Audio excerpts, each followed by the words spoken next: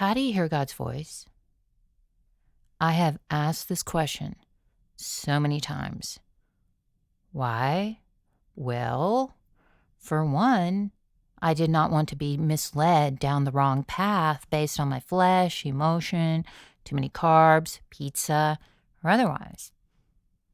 Also, I wanted to be absolutely certain that I was getting it right and being obedient. Oh, the overstewarding. Oh, the overthinking in those early days. Sometimes I would just get stuck. Well, I've come to realize that for me, it takes lots and lots of practice.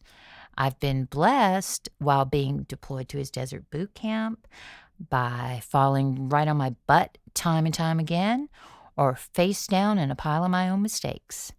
Yes, there were people all around me, but I was truly alone. And here I could not depend on other people's wisdom, perspective, or perception based on their experience, strength, and hope. It was smack in the middle of this deserted wilderness that I arrived at the destination of a one-on-one, just with him. At times, it was extremely lonely, but completely necessary.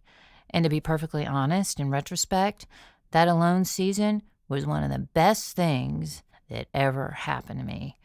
So, what have I learned? Well, he speaks to us individually in a way we can understand, yet it always lines up with his book, his word. If it does not, proceeding is not recommended. Unfortunately, I learned this the very hard way too. Since I'm not a verse teacher or a preacher, just a girl with a story, he almost always speaks to me with simplicity in a very fundamental way. How?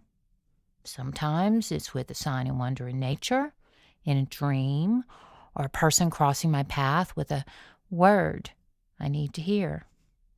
But most of the time, it's through the creative arts, sometimes the written word, but almost always music. Whether through a worship song, a poem, a riddle, or rhyme, even if it's a rough, tough word I need to hear, it is almost always communicated with affirmation and love. And usually it is after I have asked a question. He puts the song on my heart just in the dawn of the morning, something with a message that always leads me back to Scripture, back to Him. What about you? How does God speak to you? This is Robbie Watson reporting from the battlefield of life.